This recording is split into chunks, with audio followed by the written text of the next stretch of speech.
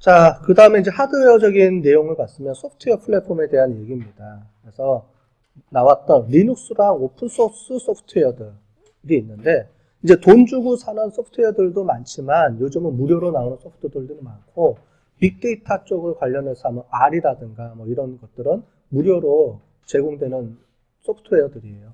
그러니까 그런 것들이 앞으로 이제 어떻게 발전할지에 대한 것도 큰 관심사겠죠. 그 다음에 이제 인터넷이 이제 발전하니까 웹 소프트웨어들이라든가 이런 것들이 있습니다. 요거는 간단하게 한번 보여드릴게요. 오픈소스 소프트웨어들은 무료로 이제 나눠주는 거예요. 무료로 나눠주고, 그걸 사용자들이 오픈을 해서 수정을 하면 그걸 또 무료로 오픈해줘야 돼요. 왜냐면 내가 무료로 받았으니까. 그러다 보니까 어떻게 돼요? 사용자들이 거기다 기능이 계속 추구해서 계속 확장돼서 나가죠.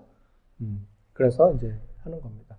이제 리눅스라는 게 아까 전에 이제 서버인데, 유닉스처럼 돼 있는 서버인데 PC에서 작동할 수 있게끔 만들어진 거라고 그랬죠.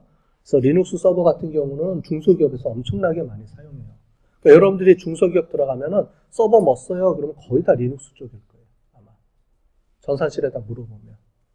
그만큼 리눅스가 이제 거의 중소 단위. 대기업은 당연히 이제 유닉스형이고, 그렇게 구분돼서 움직이니까 그렇게 보시면 되겠어요. 그래서 이런 용어들을 잘 알아놓으시라는 거예요. 그러니까 이제 나중에 얘기하다 보면, 그런 얘기 한번 들어봤는데, 그렇게 이해하시면 되겠어요. 그 다음에 웹 소프트웨어들이 있습니다. 그 중에서 가장 대표적인 게 자바죠, 자바.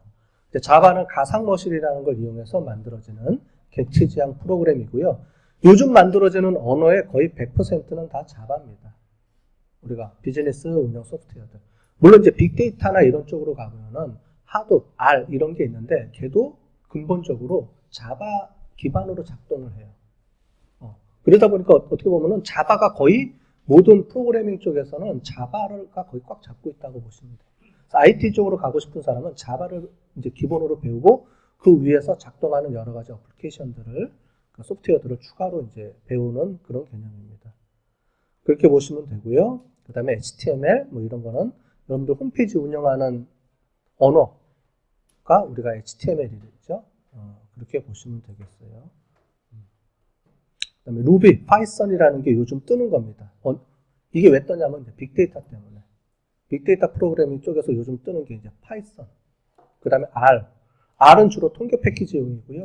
파이썬 이제 이런 것들이 이제 그 위에서 작동하는 이제 새로운 이제 그 프로그래밍 쪽 언어예요. 그래서 그렇게 요즘 많이 나오고요. 루비라는 것도 있고 하는데 거의 뭐 파이썬 쪽입니다. 근데 가장 기본적인 건 자바를 다 알고 있어야지 움직여요.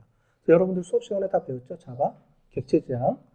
그게 기반이 돼서 움직입니다. 일단 컴퓨터 프로그래밍이라고 하는 건데, 뭐 컴퓨터에 내리는 일련의 명령어들의 집합이다 이렇게 보시면 되고요. 처음에는 하드웨어적인 프로그래밍, 아까 전에 우리가 지난 학기에도 했던 것처럼 전선을 어떻게 배치하느냐 뭐 이런 걸 가지고 만들어서 진공관 위치, 전선 위치 이런 거를 코일을 어떻게, 이런 것들이 초창기였는데 이제 그런 것들을 저장식 프로그램 방법으로 바꿔놓는 거죠. 그게 소프트웨어라는 개념이고요. 그래서 소프트웨어를 이용해서 프로그래밍을 하는 거죠.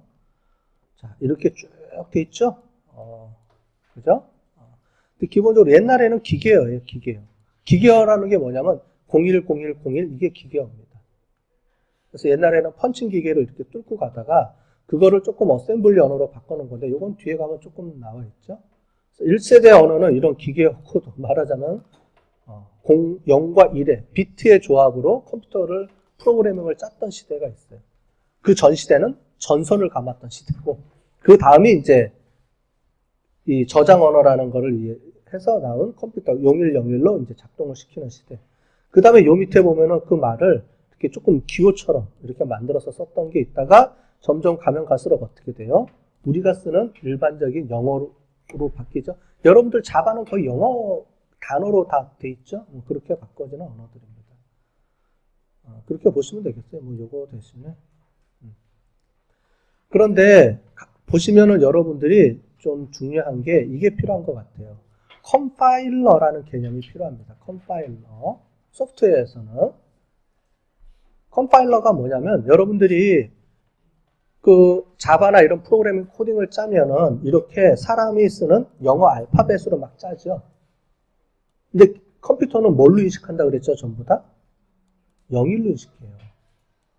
즉 뭐냐면 이렇게 짜는 걸 우리가 소스 코드라고 하고요. 사람이 내가 알아들을 수 있는 용어로 막 컴퓨터 언어로 막 이렇게 개발을 해서 짜면 얘가 소스 코드라고 하는 거고, 컴퓨터가 인식할 수 있게끔 뭘로 바꿔줘야 돼요?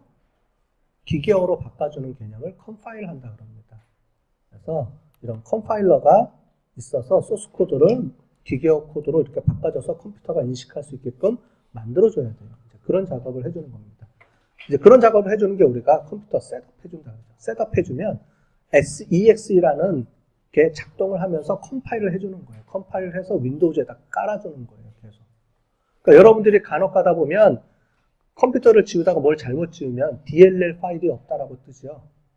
그죠? 뭐뭐.dll 파일이 없어서 작동을 못합니다. 혹시 이런 메시지 혹시 들어보신 분들은 이렇게 해서 나온 코드가 이제 지우다가 잘못 지워지는 거죠. 그리고 컴퓨터를 깔다 보면 윈도우즈에 내장되어 있는 거에 자꾸 업데이트가 되다가 걔를 날려버리면 거기에 같이 묶여있던 코드들이 다 날아가 버리게 되면 또 이제 문제가 생기는 경우도 생기고, 그러니까요. 잘 지울 때는 잘 알아서 잘 지우셔야 됩니다. 4세대 언어, 5세대 언어, 이제 객체지향 언어들인데 이런 건 이제 좀 전문적인 용어니까 나중에 보도록 하겠습니다. 자, 그래서 지금은 이제 웹 시대죠. 웹 브라우저라는 게 있고요. 실제로는 여러분들 이렇게 보시면 되겠어요. 여러분들 컴퓨터 딱 켜서 홈페이지에 딱 들어가시고, 우리 학사 인트라넷 딱 들어가면은 아이디 로그인 하죠. 그러면 화면이 하나 뜰 거예요, 이렇게. 거기에 여러분들 성적 확인하고 싶으면 뭐 학번 이런 거 딱 해서 클릭하면은 여기에 성적 확인이 나오죠. 근데 그런 성적들은 실제로는 데이터베이스라는 곳에 저장이 돼 있어요. 데이터베이스는 우리가 중간고사 이후에 배울 텐데, 여러분들 엑셀처럼 생긴 이런 곳에다가 여러분들 학번별로 쭉 해서 데이터가 저장이 돼 있습니다. 국어 점수 몇 점, 뭐 수학 점수 몇 점 이렇게 쭉 저장이 되어 있는 거를 실제로는 얘가 갖고 와서 이렇게 화면에다 뿌려줘요. 요청을 하면은.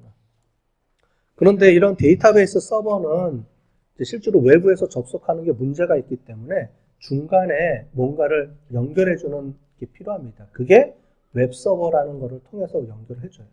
그래서 사람들이 여기다 직접 접속을 못하니까 홈페이지로 접속해서 얘가 여기다가 요청을 해서 받아온 거를 다시 이쪽 화면에다 뿌려주는 이런 개념이에요. 그래서 웹서버랑 DB서버가 이제 없어서는 안 돼요. 요즘은 두 가지를 동시에 운영하면서 씁니다. 만약에 웹서버가 없다 그러면 여러분들은 KC 대학 내에서만 컴퓨터를 쓸 수 있어요. 집에서 못 써요. 왜냐면 통신을 못하니까. 학교 내에서만 접속해서 하는 거예요. 이런 얘기들은 나중에 통신론 시간에 좀 설명을 또 좀 더 드릴게요. 어쨌든 이런 시대. 지금 전부 다 이런 체제예요. 전부 다. 웹서버를 앞에 두고 뒤에 데이터베이스 서버가 있어서 여러분들 필요한 것들을 다 백업해주고 받고 이렇게 하는 그런 개념으로 갑니다. 뭐 이런 얘기예요. 이거는 이제 그때 쓰는 여러 가지 이제 프로그래밍 언어들이 이런 게 있습니다. 뭐 많이 들어봤던 거예요. JSP, PHP. 혹시 이런 얘기 들어봤으면 그런 소프트웨어들이다.